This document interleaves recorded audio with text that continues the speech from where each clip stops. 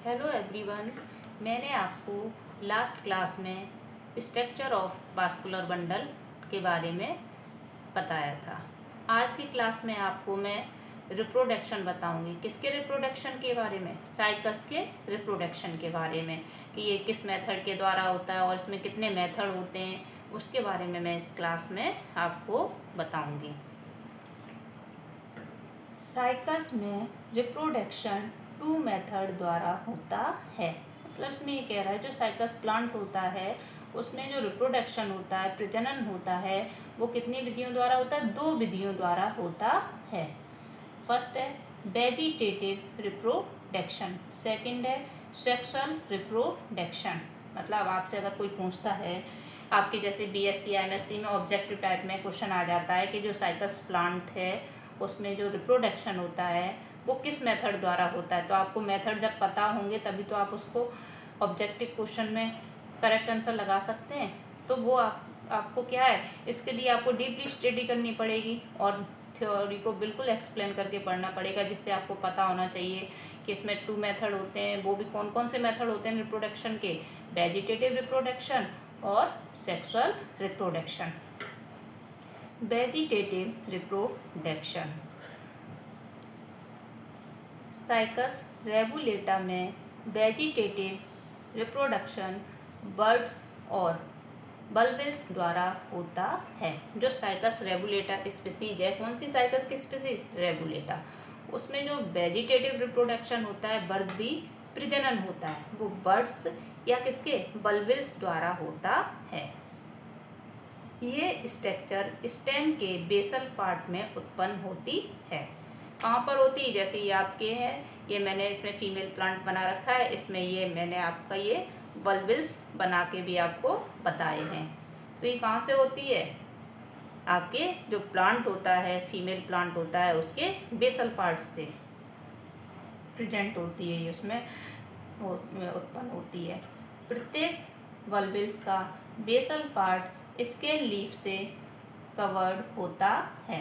अब इसमें क्या है, यहाँ पर ये धीरे धीरे क्या है, स्केल लीव्स निकलती हैं और ये बल्बिल्स है, इसको कौन ढाके हुए? ये जो स्केल लीव्स हैं वो इसको कवर किए हुए हैं, तथा इसके सेंटर में नॉर्मल लीव्स होती हैं। जैसे ये आपको मैंने यंग लीफ डाल रखी है, इस पर ये कैसी है? ये नॉर्मल लीफ हैं, इसमें सामान्य पत्तियां जो होती हैं वो हैं ये। साइकस रेबुलेटा एंड साइकस सर्सिनेलिस के फीमेल प्लांट में वेजिटेटिव रिप्रोडक्शन ज़्यादातर बल्बिल्स द्वारा होता है।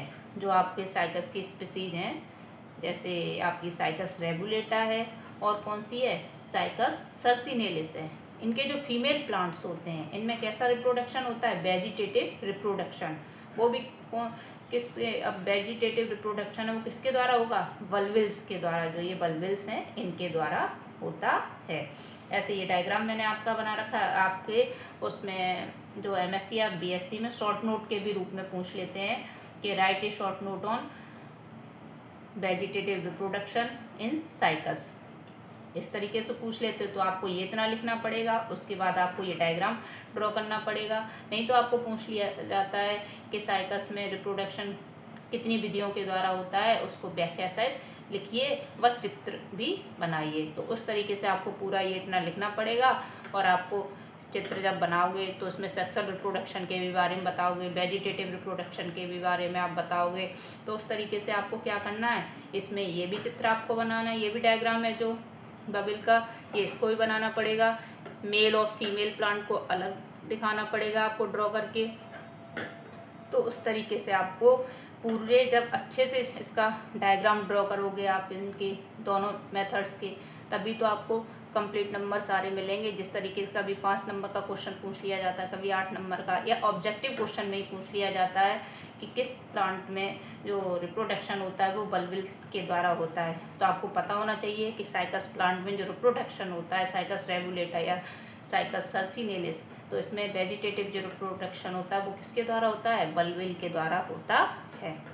अब आगे मैं सेक्सुअल रिप्रोडक्शन के बारे में पढ़ाऊंगी। साइकस की ऑल लिविंग स्पीसीज डायोसियस होती हैं। मतलब साइकस की जितनी भी कैसी सभी जो जीवित जातियां हैं उनमें जो जो वो होती हैं वो कैसी होती हैं, डायोसियस होती हैं, मतलब एक लिंगाश्री होती हैं। मेल प्लांट पर male cone and female plant पर मेगा स्पोरोफिल होते हैं। मतलब इसमें ये कह रहा है, जैसे इसमें मैंने आपको ये मेल प्लांट बना के दिखा रखा है कि इस पे जो मेल प्लांट है इस पे क्या बने हुए हैं, ये मेल कॉन बने हुए हैं, और ये इसकी क्या है, लीव्स हैं, ये इसका क्या है, स्टेम। तो मैंने आपको लास्ट क्लासेस में बताया था, जब आपको मैं मॉर्फोलॉजी पढ़ा रही थी, तो मैंने आपको क्या बताया था कि जो साइकस का प्लांट होता है वो अनब्रांच्ड होता है, उसमें कोई भी ब्रांच नहीं होती है, उसका जो स्टेम होता है वो सीधा एक स्टेम होता है, ऊपर जाके उसकी क्या निकली हुई होती हैं, पत्तियां निकली होती, वो भी कैसे क्राउन शेप में निकली होती, जैसे लगता है ताज लगा हुआ है ऊपर। तो उसी तरीके से इसमें आपका सीधे सीधे जो साइकस का प्लांट है वो कैसा, ये अनब्रांच्ड है, इसमें लीव्स हैं, और जो मेल कॉन होता है उस पर मेल कॉन होता है। अब जैसे मैंने इसमें फीमेल प्लांट का डायग्राम ड्रॉ कर रखा है, तो इसमें मेल कॉन की जगह क्या होगा, मेगा स्पोरोफिल होंगी, किसमें, फीमेल प्लांट पर, और इसमें क्या ये निकली है, बेसल से वल्विल निकले हुए हैं। तो इसमें भी आपके कोई भी क्या नहीं है, कोई ब्रांच नहीं है, और इसमें ऊपर जाके क्या है, एक राउंड शेप में क्या है, लीव्स हैं, और इसमें ये इसमें से क्या निकला हुआ है, फीमेल प्लांट में से मेगा स्पोरोफिल निकले हुए हैं। अब आपसे ये भी पूछ लेते हैं कि साइकस की कौन सी स्पीसीज ऐसी है जो सबसे हाइट उसकी ऊंची है। तो tallest species of cycas in cycas media with 20 feet height, जो साइकस की सबसे लंबी जो स्पीसीज है जाती है वो कौन सी है, साइकस मीडिया, जिसकी ऊंचाई कितनी है, 20 फीट ऊंचाई है उसकी।